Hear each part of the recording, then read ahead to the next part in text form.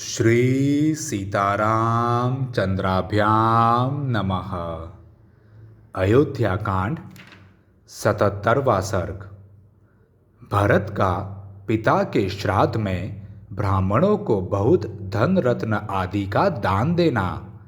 13वें दिन अस्थि संचय का शेष कार्य पूर्ण करने के लिए पिता की चिता भूमि पर जाकर भरत और शत्रुघ्न का विलाप करना और वशिष्ठ तथा सुमंत्र का उन्हें समझाना। तदंतर दशा व्यतीत हो जाने पर राजकुमार भरत ने 11वें दिन आत्मशुद्धि के लिए स्नान और एकादशाह श्राद्ध का अनुष्ठान किया। फिर 12वां दिन आने पर उन्होंने अन्य श्राद्ध कर्म किए। उसमें भरत ने ब्राह्मणों को धन, रत्न, प्रचुर अन्न, बहुमूल्य वस्त्र, नाना प्रकार के रत्न, बहुत से बकरे, चांदी और बहुतेरी गऊएं दान की। राजपुत्र भरत ने राजा के पारलौकिक हित के लिए बहुत से दास दासियां, सवारियां तथा बड़े बड़े घर भी ब्राह्मणों को दिए। तदंतर 13वें दिन प्रातःकाल महाबाहु भरत शोक से मूर्छित होकर विलाप करने लगे। उस समय रोने से उनका गला भर आया था। वे पिता के चिता स्थान पर अस्थि संचय के लिए आए और अत्यंत दुखी होकर इस प्रकार कहने लगे।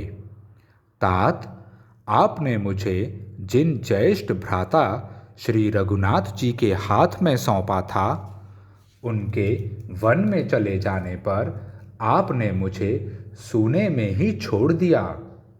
तात, नरेश्वर, जिन अनाथ हुई देवी के एकमात्र आधार पुत्र को आपने वन में भेज दिया, उन माता कौशल्या को छोड़कर आप कहाँ चले गए? पिता की चिता का वह स्थान मंडल भस्म से भरा हुआ था। अत्यंत दाह के कारण कुछ लाल दिखाई देता था।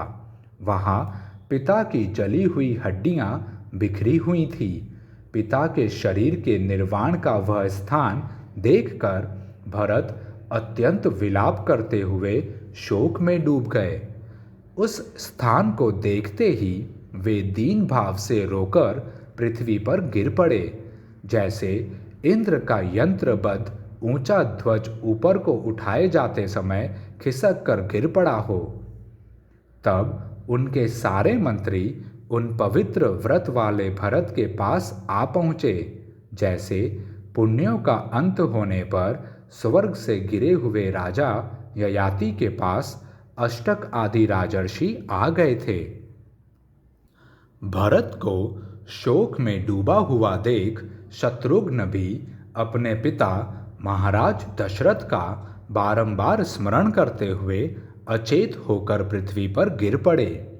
वे समय समय पर अनुभव में आए हुए पिता के लालन पालन संबंधी उन गुणों का स्मरण करके अत्यंत दुखी हो सुध-बुध खोकर उन्मत्त के समान विलाप करने लगे।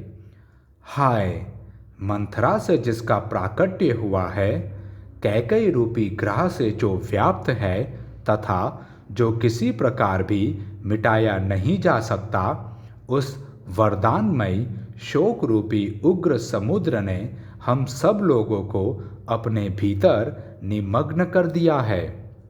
तात, आपने जिनका सदा लाड़ प्यार किया है तथा जो सुकुमार और बालक हैं, उन रोते बिलखते हुए भरत को छोड़कर आप कहाँ चले गए? भोजन, पान, वस्त्र और आभूषण, इन सब को अधिक संख्या में एकत्र करके आप हम सब लोगों से अपनी रुचि की वस्तुएं ग्रहण करने को कहते थे। अब कौन हमारे लिए ऐसी व्यवस्था करेगा? आप जैसे धर्मज्ञ महात्मा राजा से रहित होने पर पृथ्वी को फट जाना चाहिए। इस फटने के अवसर पर भी जो यह फट नहीं रही है, यह आश्चर्य की बात है। पिता स्वर्गवासी हो गए और श्री राम वन में चले गए। अब मुझ में जीवित रहने की क्या शक्ति है? अब तो मैं अग्नि में ही प्रवेश करूंगा। बड़े भाई और पिता से हीन होकर इक्ष्वाकु वंशी नरेशों द्वारा पालित इस सूनी अयोध्या में मैं प्रवेश नहीं करूंगा, तपोवन को ही चला जाऊंगा। उन दोनों का विलाप सुनकर और उस संकट को देखकर समस्त अनुचर वर्ग के लोग पुनः अत्यंत शोक से व्याकुल हो उठे। उस समय भरत और शत्रुघ्न दोनों भाई विषादग्रस्त और थकित होकर टूटे सींगों वाले दो बैलों के समान पृथ्वी पर लौट रहे थे। तदंतर दैवी प्रकृति से युक्त और सर्वज्ञ वशिष्ठ जी, जो इन श्री राम आदि के पिता के पुरोहित थे, भरत को उठाकर उनसे इस प्रकार बोले, प्रभो, तुम्हारे पिता के दाह संस्कार हुए यह 13वां दिन है। अब अस्थि संचय का जो शेष कार्य है उसके करने में तुम यहाँ विलंब क्यों लगा रहे हो? भूख प्यास, शोक मोह तथा जरा मृत्यु, ये 3 द्वंद्व सभी प्राणियों में समान रूप से उपलब्ध होते हैं। इन्हें रोकना सर्वथा असंभव है। ऐसी स्थिति में तुम्हें इस तरह शोकाकुल नहीं होना चाहिए। तत्वज्ञ सुमंत्र ने भी शत्रुघ्न को उठाकर उनके चित्त को शांत किया तथा समस्त प्राणियों के जन्म और मरण की अनिवार्यता का उपदेश सुनाया। उस समय उठे हुए वे दोनों यशस्वी नरश्रेष्ठ वर्षा और धूप से मलिन हुए 2 अलग अलग इंद्रध्वजों के समान प्रकाशित हो रहे थे। वे आंसू पोंछते हुए दीनतापूर्ण वाणी में बोलते थे।